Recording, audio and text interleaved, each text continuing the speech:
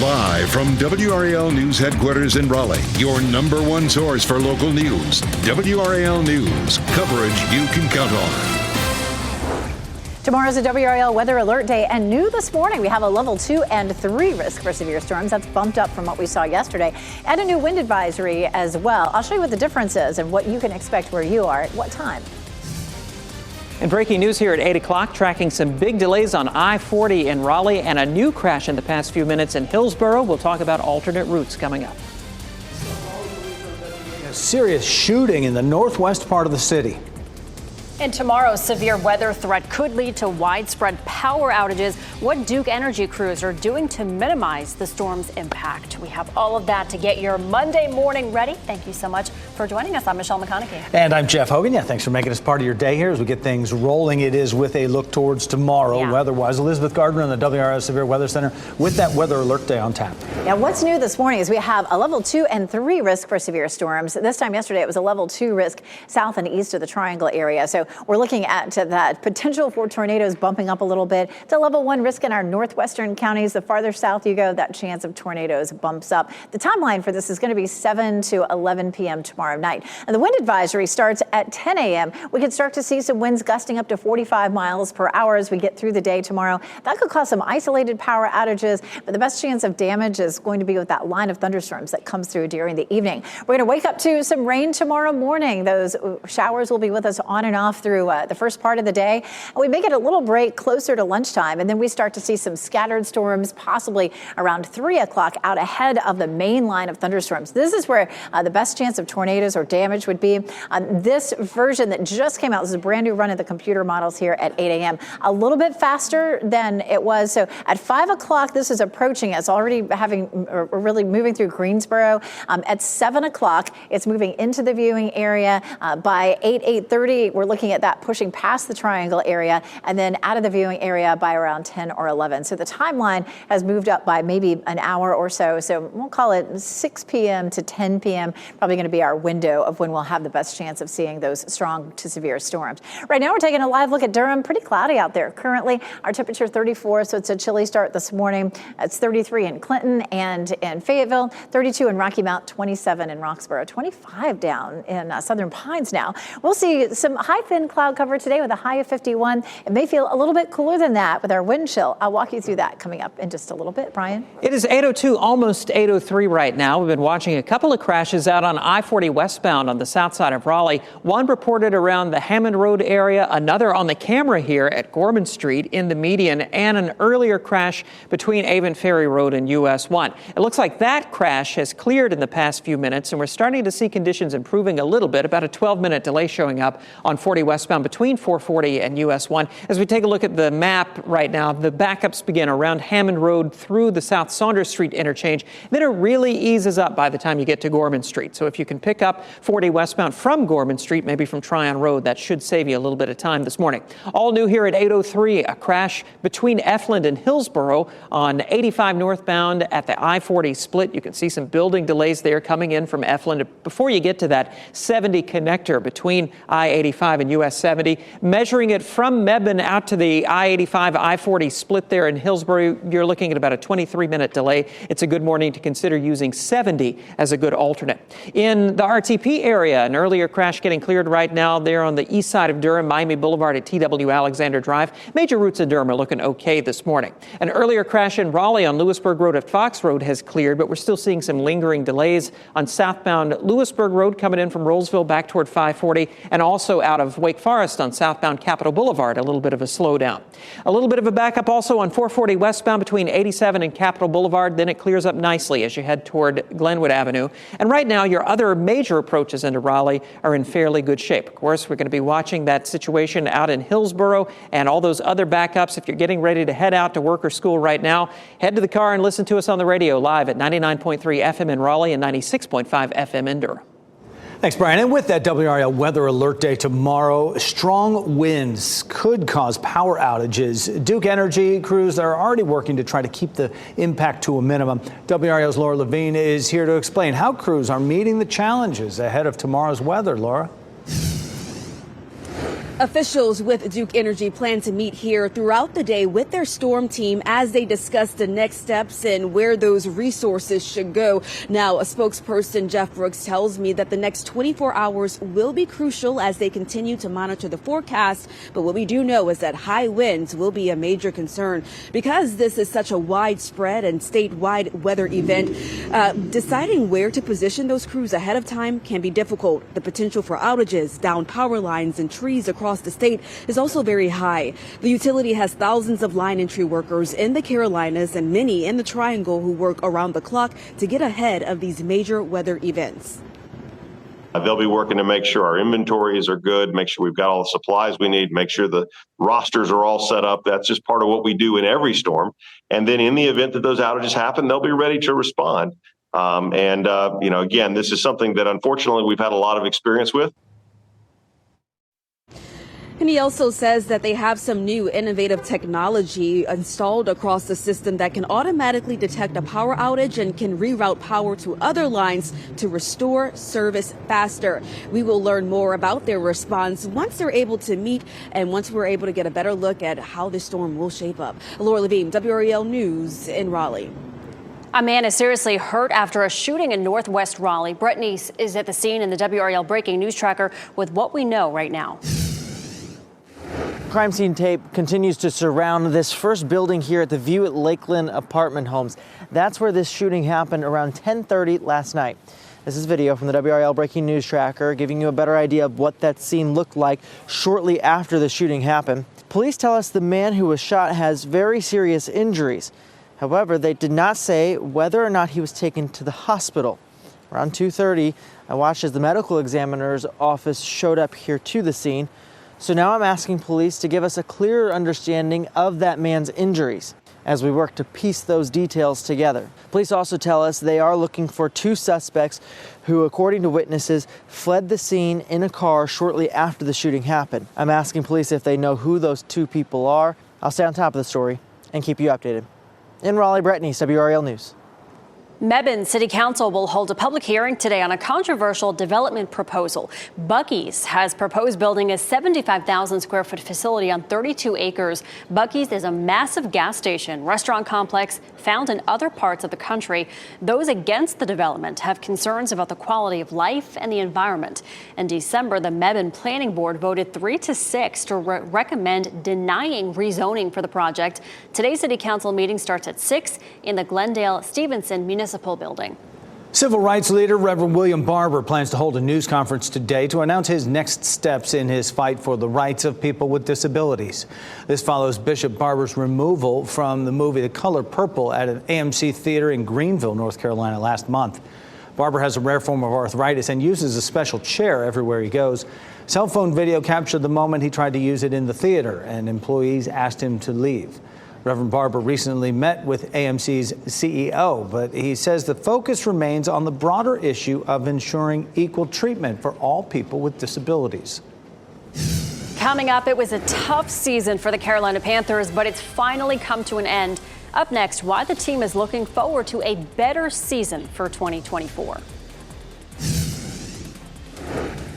And here this morning, we have a level 2 and 3 risk for severe storms tomorrow. It's a WRAL weather alert day, and I'll walk you through everything to expect from the beginning to the end of the day coming up.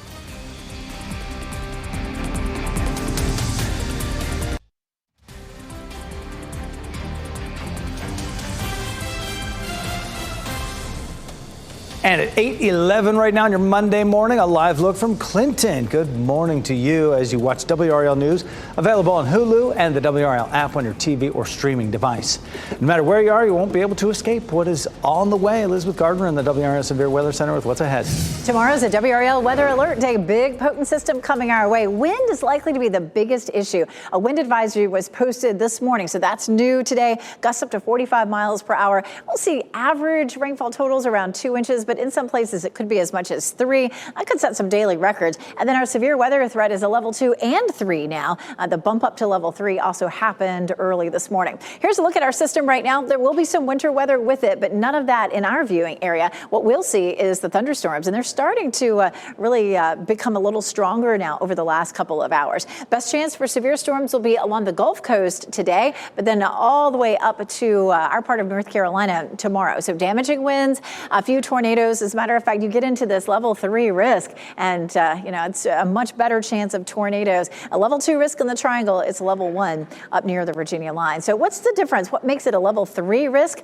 The storms will be more frequent, more widespread, and oftentimes in a line. And that line of thunderstorms, when it comes through, means that it's going to affect everyone. Most likely the storms will be a little stronger in our central and southern counties, but widespread wind damage is certainly a possibility. Damaging wind, hail, and tornadoes are level 3 threats. Damaging wind and tornadoes would be our biggest threats. Hail in this situation is probably unlikely. Wind advisory will go into effect tomorrow at 10 a.m. That's new this morning as well. We'll see steady winds out of the south up to 25 miles per hour, gusting to 45. That could cause some minor power outages, as we could see a few large limbs down. We'll take a look at our wind speeds.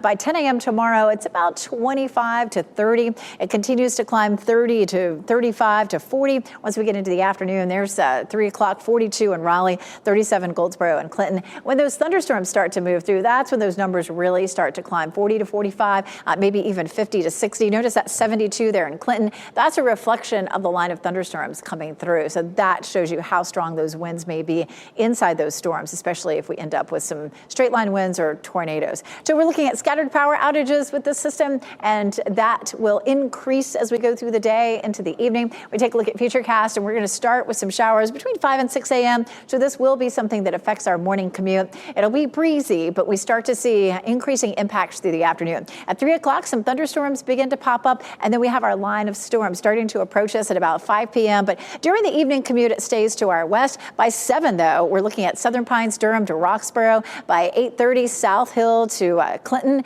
and then along and east of I-95, closer to 10 p.m. So this will be a dinner time into the late evening sort of event as it comes through our area, and then it moves on out. 2 to 3 inches of rain, but a lot of us will see closer to 2 inches. That means some minor, maybe street flooding, places that tend to flood fairly quickly and easily where you live. You know where those are. That's likely to happen tomorrow. Tomorrow will be a mild day for us with a high of 66 for our WRAL weather alert day, but increasing chances for damaging wind and some power outages through the day. It's quiet until Friday, late Friday into early Saturday. We'll see another round of rain. Brian?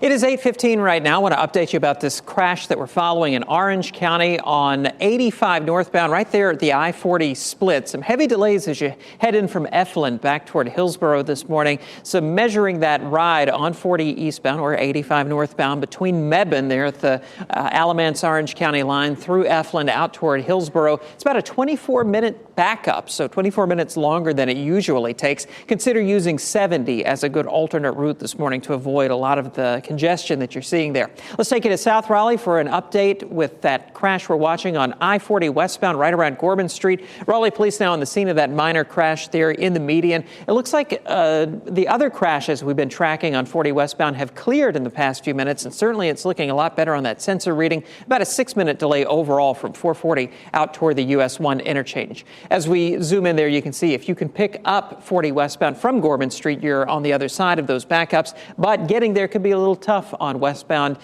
Tryon Road this morning. We've got backups from right around the Lake Wheeler Road area all the way out toward Gorman Street. Let's take a look at those major approaches into Raleigh right now. Still looking at a 7-minute delay coming in from Wake Forest on southbound Capitol Boulevard. About a 3-minute delay on US 1 northbound, leaving Apex heading through Cary. Looking pretty good in Durham overall with no big problems showing up on major routes. Of course, we'll have another traffic update coming up in a few minutes. And if you're getting ready to head out in the car, listen to us on the radio as our live newscast continues there. All right, thank you, Brian. Starting today, Cape Fear Valley Health Facilities will lower the minimum age requirement for visitation from 16 to 12 in most areas. The health system will also begin requiring masks in the waiting rooms of Express Care locations. Visitors will be asked to wear a mask if the patient they're visiting is experiencing respiratory illness. Visitation to patients with respiratory illness will also be limited to one person at a time. Today, we'll get a better idea of Mayor Leonardo Williams' plans for the city of Durham as he hosts a news conference at noon at City Hall to announce his key objectives for the city. He'll have updates, and we'll have updates on what those are in our newscast beginning at noon. Fayetteville Road will be closed for the next 2 months for maintenance on a dam damaged by Hurricane Matthew more than 7 years ago. McFadden Drive will be closed until March 8th for work on the Devonwood Lower Dam. The city was working to stabilize that dam since it was damaged by the hurricane in 2016. And this latest work will be to install a chimney drain and clear vegetation around it. Alternate routes are posted. After hundreds of flight cancellations created headaches over the weekend, the friendly skies may still not be so inviting, with Boeing 737 MAX 9 planes still grounded across the country over mandatory safety inspections. Jackie Ibanez explains how it's affecting Alaska and United Airlines. To ensure safety in the sky, the Federal Aviation Administration has ordered the temporary grounding of Boeing 737 MAX 9 aircraft across the country. This as the investigation into a troubled Alaska Airlines plane continues after a piece of the craft's fuselage called a door plug blew out mid-flight, leaving a massive hole in the side of the plane shortly after it took off from Oregon Friday night. We just declared emergency. We needed to send down to 10,000. No passengers and crew seriously injured, and the Alaska Airlines flight safely made it back to Portland International Airport.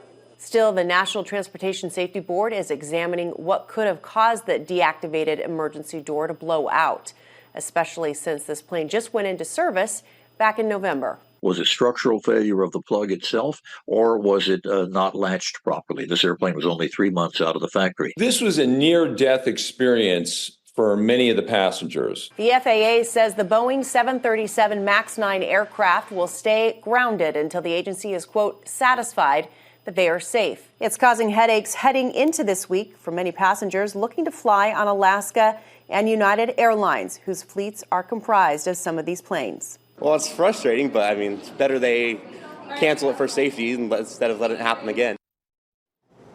So scary. That was Jackie Ibanez reporting. The missing door plug was found Sunday by a Portland area teacher in his backyard, and it could help investigators get a better idea of how this accident happened. And happening now in the WRAL Live Center, Pope Francis giving his State of the World address to the diplomatic corps that's accredited by the Holy See. The pontiff reflected on the conflicts and the divisions ravaging the world. He mentioned the war in Ukraine, also the Israeli-Hamas conflict.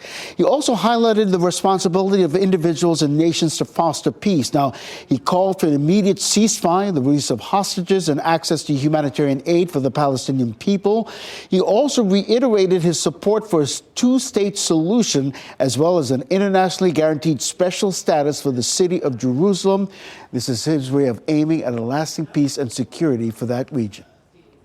The first U.S. lunar landing mission in more than 50 years is now on its way to the moon. And liftoff of the first United Launch Alliance Vulcan rocket, launching a new era in spaceflight to the moon and beyond. It's an unmanned rocket launched from Cape Canaveral just after 2 this morning. About an hour later, it sent its lunar lander called Peregrine toward the moon. And if all goes according to plan, that lander is set to touch down on the moon February 23rd. The lander is carrying NASA science instruments and other cargo, including human remains, on behalf of 2 commercial space burial companies. It's pretty normal for gym traffic to surge in the weeks following the new year, but if you're already skipping your workouts, Ted Lindner has a look at how legalized marijuana could help you stay motivated.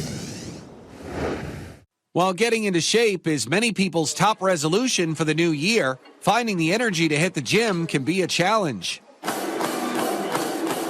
But new research from the University of Colorado Boulder finds cannabis use before physical activity could have some positive effects on your fitness journey. Cannabis users exercise more than non-users. They're more likely to meet physical activity recommendations. They're less likely to have type 2 diabetes. They have lower body mass index. And so it actually looks like cannabis and exercise might go together. With recreational marijuana legal in 24 states and in Washington, D.C., scientists were curious about how the drug, associated with lower levels of motivation, was affecting people's incentive to exercise. Actually, what we're finding is, like I mentioned, people who are fairly regular cannabis users both exercise more generally, but also exercise while they're under the influence of cannabis. In the study, researchers had 42 volunteers with prior experience running while under the influence jog for 30 minutes on a treadmill while answering questions. Participants first ran sober and then repeated the test after using marijuana. People said that it helped them to enjoy their physical activity more. Counterintuitively, it helped them feel more motivated to exercise. It decreased pain during exercise. While cannabis didn't enhance a person's athletic performance, researchers say nearly 60% of participants said it increased their focus, and roughly 45% said it made their workouts go by faster. That's Ted Lindner reporting. Because cannabis can lead to dizziness and affect your balance, researchers urge caution if you're working out under the influence. It's time to look ahead to the next season for the Carolina Panthers and their fans. They lost 9-0 to the Tampa Bay Buccaneers in their season finale at Bank of America Stadium. The Panthers finished the season with a 2-15 record, getting shut out in each of their last 2 games.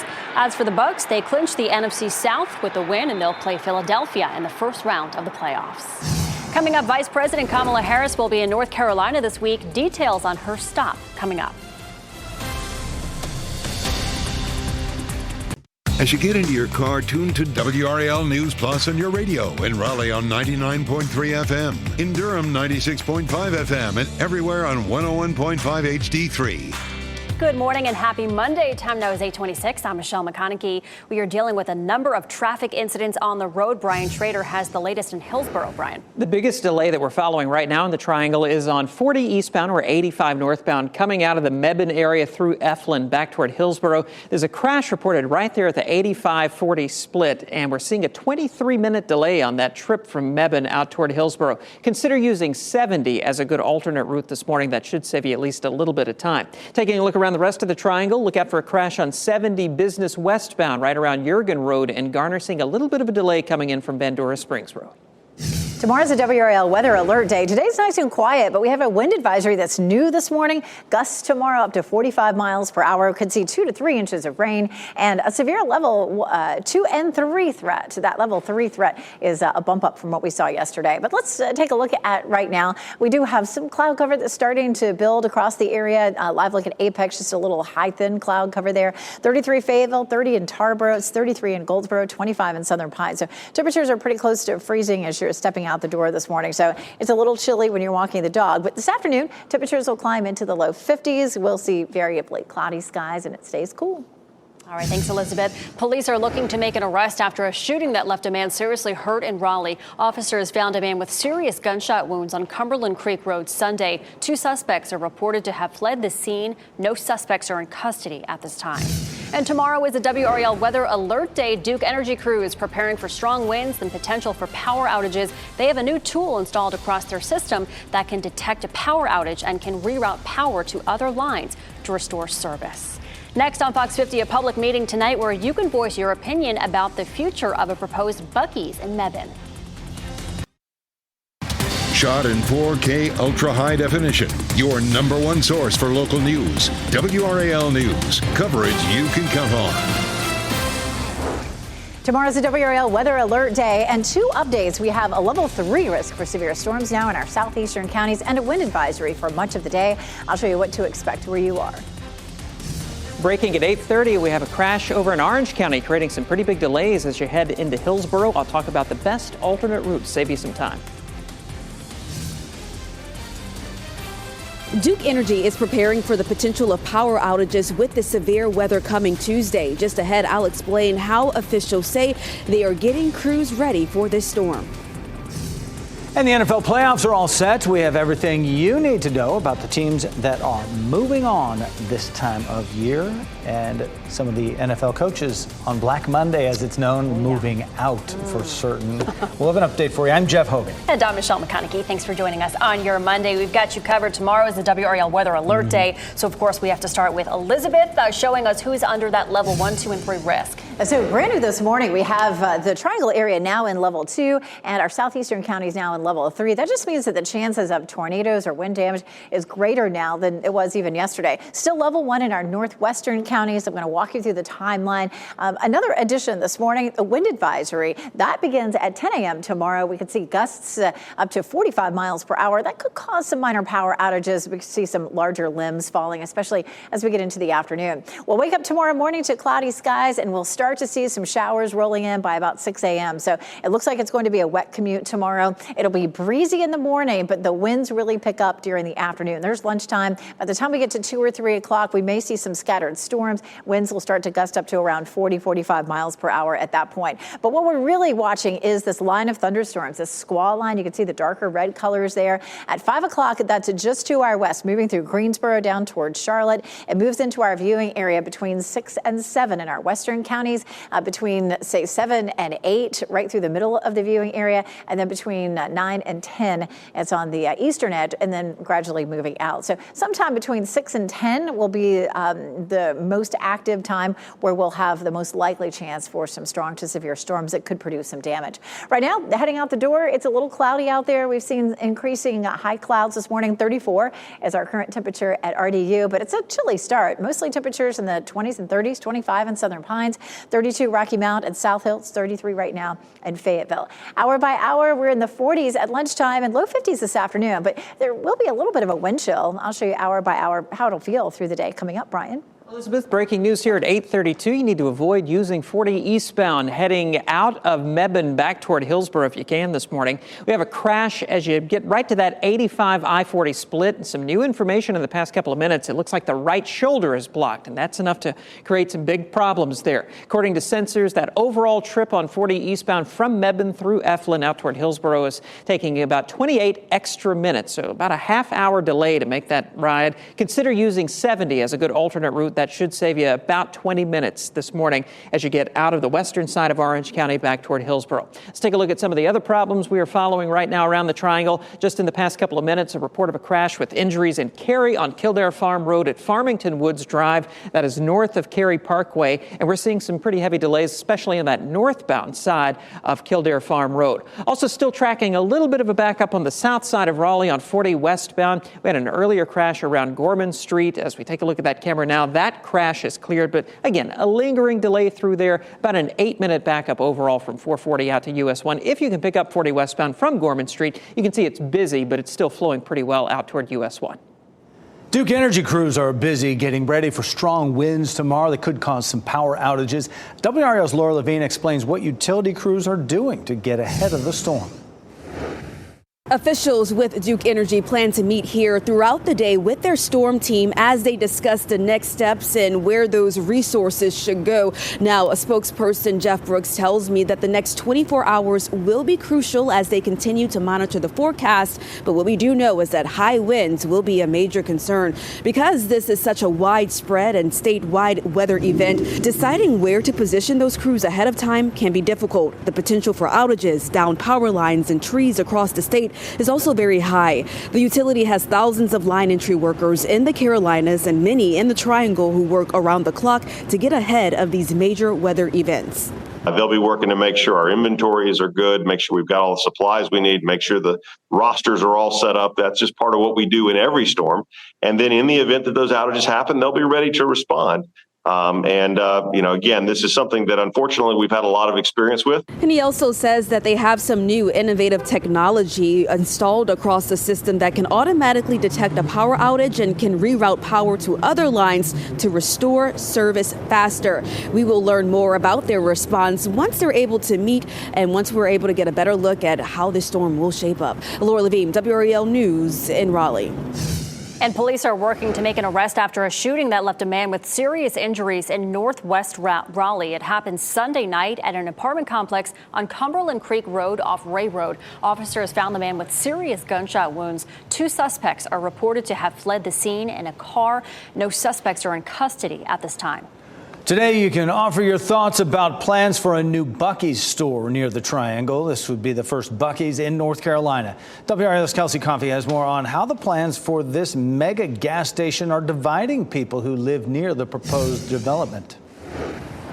This area may not look like much now, just an empty field, but this is 32 acres of land that could become the home of North Carolina's first Buc-ee's, and not everyone is happy about it. This is a look at protesters last week. A group created a petition with more than 1,000 signatures, all against the new development. Some protesters are worried about pollution and other environmental concerns, but a lot of folks are in favor of a new Buc-ee's. In just 1 week, more than 800 people signed a petition to support the project. Shalina Seeley rounded up all those signatures. She says she believes the company can handle issues like minimizing traffic. You can also weigh in at tonight's Mebane City Council meeting. The City Council is asking for public comment. This comes after the Planning Board denied the proposal, and that meeting is scheduled for tonight at 6 o'clock. Kelsey Coffey, WRAL News in Mebane. And happening now in the WRAL Live Center, Wall Street expected to open in the red this morning to start the trading week, ending a 9-week winning streak on Friday. Let's take a look at the big board this morning. You can see Dow futures off more than 100 points. The S&P, NASDAQ futures in the green after being in the red for most of the morning. Analysts say Boeing's MAX jet troubles continue to be a drag on the markets, particularly the Dow. Also this week, we expect 2 key inflation reports. We'll have the opening numbers in Money Matters in a 9 o'clock hour right here on Fox 50. All right, thanks, Ken. And tonight, a new college football champion will be crowned. Michigan will play Washington in the championship game at NRG Stadium in Houston. The Wolverines and Huskies are both 14-0 on the season after getting thrilling wins in the semifinal games last week. Washington is looking for its first national title since 1991. Michigan last won it in '97.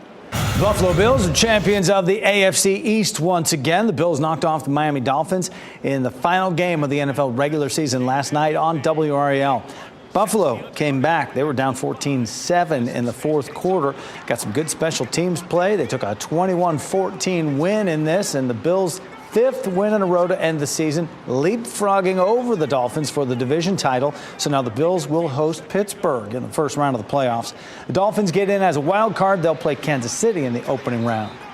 And you can catch the start of the NFL playoffs this weekend on WRAL and Fox 50. At 4:30 on Saturday, the Cleveland Browns play the Houston Texans on WRAL. And at 4:30 on Sunday, the Green Bay Packers, they'll travel to Dallas to play the Cowboys on Fox 50.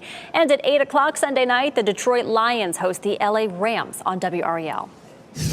Coming up, 2024 award season kicked off last night. Entertainment Tonight's Kevin Frazier and Nichelle Turner, they'll join us live with a look at the highlights from the Golden Globes Awards. And as we head to break, we'll give you this live look at Fenton in Cary from the WRAL Live Cam Network ahead of tomorrow's WRAL Weather Alert Day.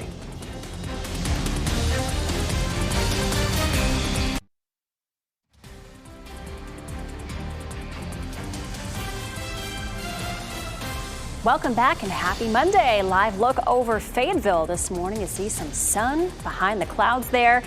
Tomorrow is a WRAL Weather Alert Day. That is the day to watch. Meteorologist Elizabeth Gardner timing everything out for us. And we started watching this one last week. It looked like it was going to be a serious situation. And now we're just a day out. It is a WRAL Weather Alert Day. This morning, the Weather Service issued a wind advisory for tomorrow for gusts up to 45 miles per hour. We could see averages of 2 inches, maybe even some spots with as much as 3. And then our severe weather threat today went up from a level 2 to a level 3 in our southern counties and from a level 1 to a level 2 in the Triangle. So all that bumped up. Here's a look at where the system is right now. There'll be some snow with this, but on the north end of it, nowhere close to us. We do have a lot of thunder and lightning that's developing along the leading edge of the system, and that's what will arrive here tomorrow. You can see the level 3 risk of severe storms here. That's where we'd have a better chance of tornadoes, but a few isolated tornadoes could be in the Triangle area, and we have a lesser chance of that north and west in the level 1 risk. So I'm definitely looking at a serious situation for tomorrow. The reason the wind advisory was issued is we're more likely to have those severe thunderstorms during the evening, but the winds will begin to pick up ahead of that. So we'll see south winds during the day, 15 to 25, gusting to 45, especially as we get closer to lunchtime. Those gusts will start to pick up. So this begins at 10 a.m. and lasts until 10 p.m. And that's about the time that the whole event will start to move out of the area. We'll start off with rain early in the morning. We're going to see showers across the viewing area moving in between 5 and 6 a.m. So this will be an issue for the morning commute. It'll be breezy. It'll be wet on and off, but we're less likely to see severe weather until the afternoon. So anytime after lunchtime, we begin to see some of these storms filling in around 3 o'clock. But it's this line, it's this squall line, that dark red line. At 5 o'clock, that's moving from Greensboro down towards Charlotte. By 7 o'clock, it's in the western part of our viewing area from Roxborough to Durham to Southern Pines. By 8 o'clock, it's moving through Raleigh, down through Fayetteville, Clinton, and up towards South Hill. And then finally by 10 p.m., we're looking at it starting to exit the viewing area. And after that, the severe wet threat should be over. But a lot of issues here. We have strong winds. We have the potential for some heavy rain. Most likely will average around 2 inches, but some folks could see up to 3 inches. Those numbers could break daily records. But we've had rainfall at 2+ inches that hasn't caused a lot of problems. There could be some localized flooding. It's possible that some of the rivers downstream along the Neuse River may flood along the Greenway in places. That would happen later in the week. Heading out the door right now, we're looking at high thin cloud cover, little sun trying to peek through. It's chilly out there, 34 in the Triangle area. Currently, our temperatures are anywhere from the mid-20s to mid-30s, so it's a cold start for us this morning. We're running 10 to 15 degrees colder than we were this time yesterday. Afternoon high 51 in Raleigh, 50 in Durham, 52 in Fayetteville, but a little bit of a wind chill today will make it feel like low 40s at lunchtime and mid-40s during the afternoon. Again, tomorrow's our WRAL weather alert day. It'll be a warm day, 66. It's going to feel like one of those days that we could have severe storms. It feels like January after that, and we have a small chance for some showers late Friday into Saturday. Thanks, Elizabeth. Rescue workers saved a woman in her 90s more than 5 days after a powerful earthquake struck Japan. She was found in a collapsed house following that 7.6 magnitude earthquake that hit on New Year's Day. According to government officials, 126 people have been confirmed dead. More than 200 are still missing. Some St. Augustine's University students are left stranded after the university announced the first 2 weeks of classes this semester will be virtual. An email was sent to students just days before in-person classes were supposed to start. In that email, the interim president said the university would be going virtual to make sure dorms and classrooms are in good condition. The interim president wrote that the university will find students a place to stay if they check in this week. Classes will return to in-person January 22nd, and students can return to campus starting on the 19th. Well, the Hollywood awards season officially underway. It kicked off with the 81st Golden Globe Awards. Yeah, the revamped ceremony handed out honors in TV and film. Entertainment Tonight's Kevin Frazier and Nichelle Turner are here with all the big moments, the glitz, the glamour. Guys, Hollywood it looked like normal once again. Back with the awards starting, huh?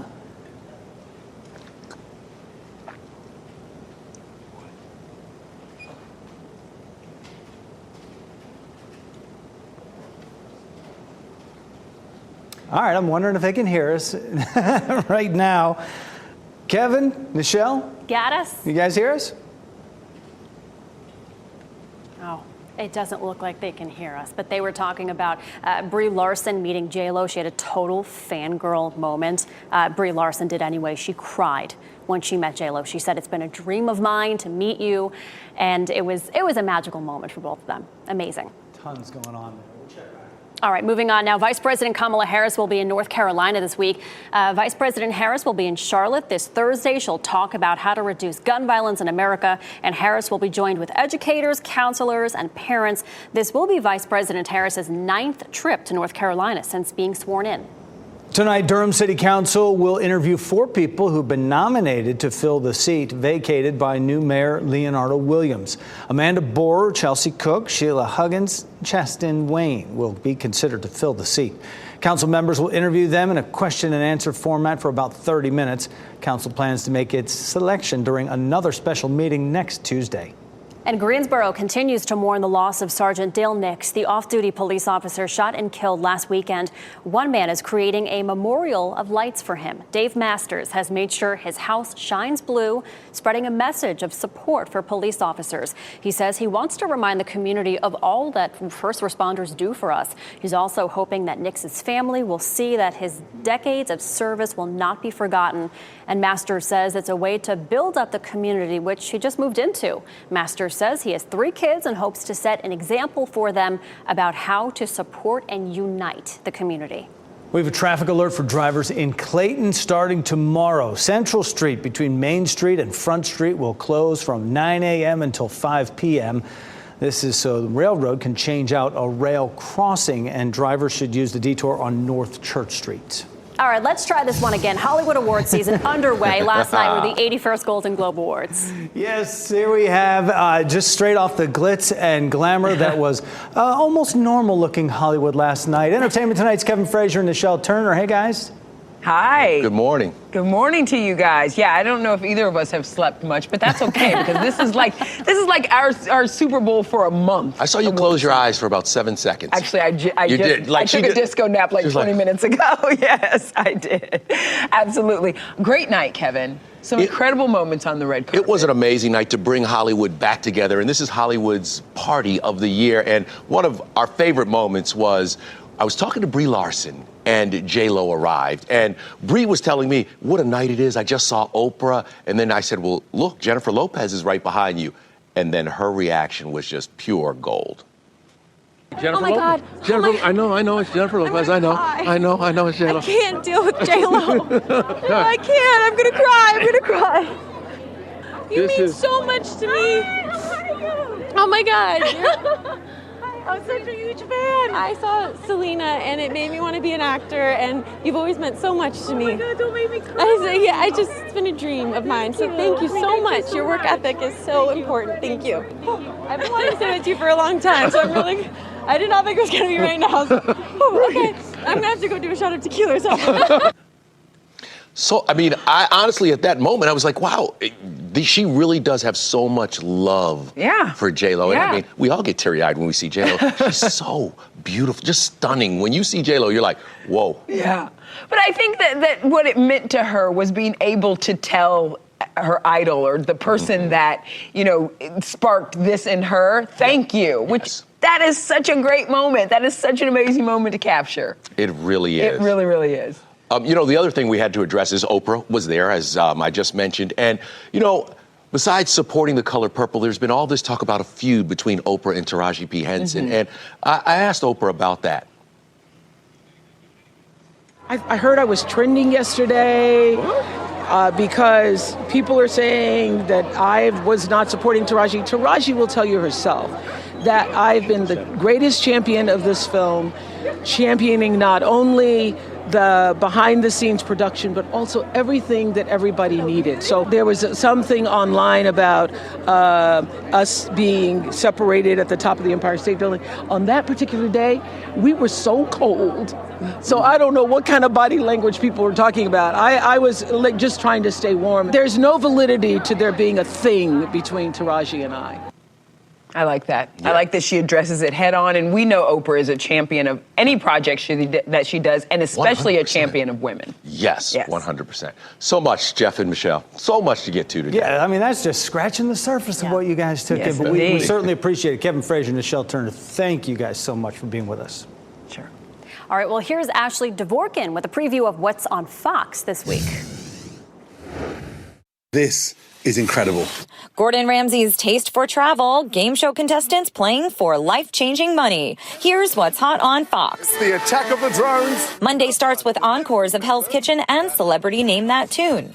Tuesday brings a new episode of Name That Tune with more stars playing for charity. Let's begin the duel. That's followed by The Floor, hosted by Rob Lowe, with 81 contestants on a grid of squares taking on trivia questions for the chance to win $250,000. Wednesday is I Can See Your Voice with host Ken Jeong and $100,000 on the line for players guessing secret voices. If Masked Singer is where you see me on Fox at my funniest, I Can See Your Voice is where you see me at my most sincere, because I really want that contestant to win. After that, more singers reveal their famous relatives on We Are Family, hosted by Anthony Anderson alongside his mom, Doris. The family members, they sing a solo. A song, and then they sing a duet with their famous relative that's hidden inside a sphere, and it's up to our studio audience to guess who this famous person is. They get to play for their chance. And here are your winning lottery numbers on your screen right now. We will get another check on weather and traffic next.